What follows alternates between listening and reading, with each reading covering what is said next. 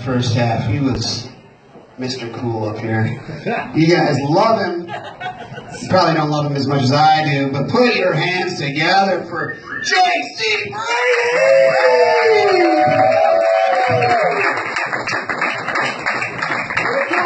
I love you, Tyson, but your drinking is a problem.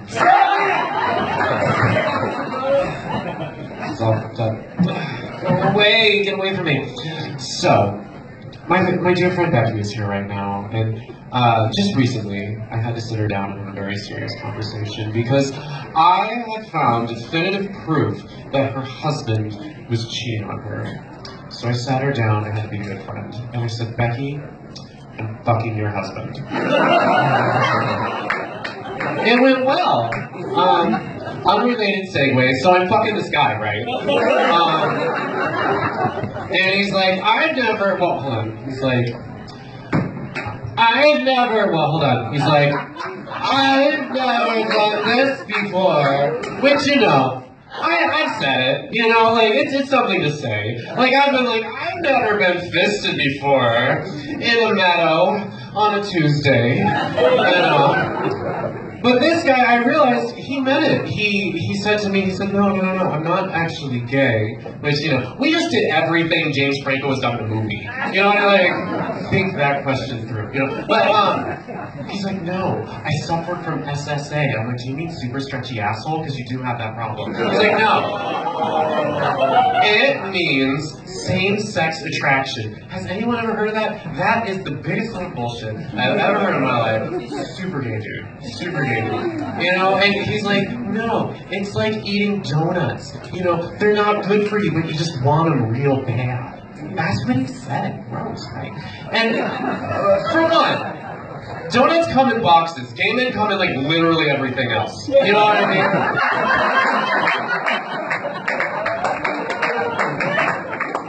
And two, when is the last time your wife has walked in on you eating a donut? You're like, I can't explain, honey, no. And then she locks herself in the bathroom and cuts herself. That doesn't happen with a donut. That's all I'm saying. So I mentioned that, you know, my specialty is straight men, and yes, I've done the cell block tango with a few of them. Devin cough. That's right. It was a good night, shut up. But I have to admit, like, straight men really are my rock bottom, you know, mostly because they're just terrible bottoms. But, I don't know. It's weird because, like, they get emotional, they freak out, like, and they're always like, oh, does this make me a sissy? And it's like, listen, I can absorb a fist like water absorbs Alka-Seltzer, dude. Like, you consider a fight, I consider foreplay, alright? I can take a fist like we're in a meadow on a Tuesday, alright? You're not a sissy. It's kind of masculine, it's like, it's butch, you know, because it's another dude. That's very bro-ish. I don't know, I'm trying to sell this, but I don't think I will. It's fine. Maybe later, some other time. After a few more drinks. Tyson's like there, dude. I don't shake trees like that, though. Too many problems fall out of the branches. Yeah, that's right. But I have to admit, when I was younger, I didn't know anything about healthy relationships. I remember my mother used to tell me many of things. One of her nuggets of wisdom was, you know, Jared, if you're gonna get married, marry for the love of money. Because if you're doing it for the love of the man, that's just doomed. That's just failing. I married your husband or your dad for love.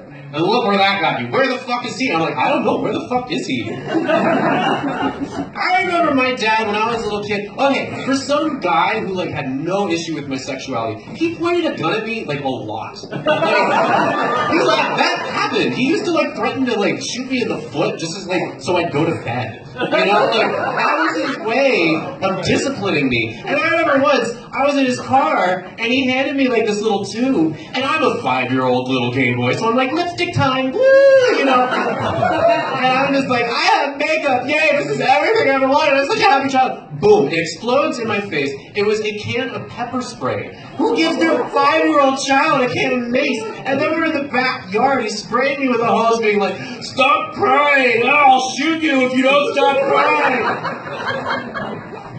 My mom knows how to pick them, I'll tell you. So that's kind of what I had to work with, and I was just a dumb kid. Like, I remember, okay, I was watching Crouching Tiger, Hidden Dragon with my brother, and, you know, most of that is just, like, people flying. Like, that's, like, just from roof to roof, they're just floating around.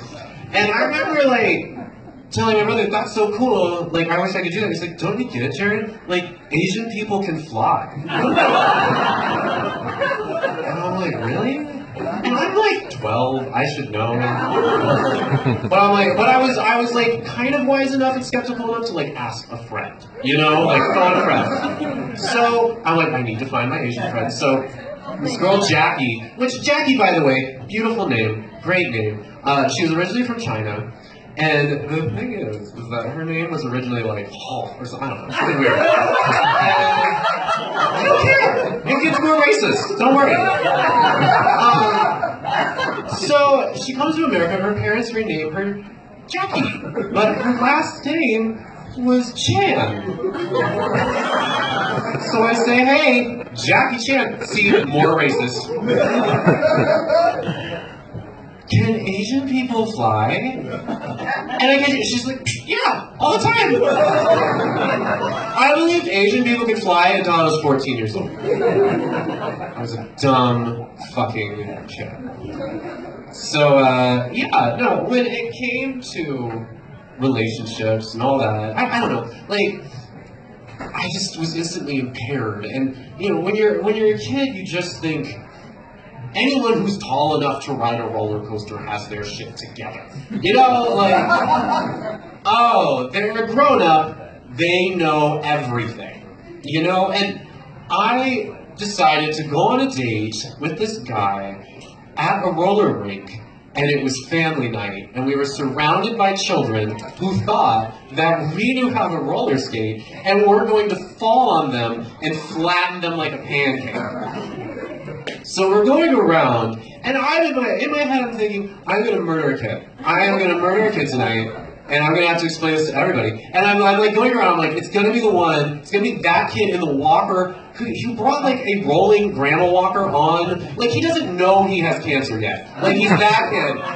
Oh, whatever. He's not dead mode. And I'm just like, I'm going to fall on him.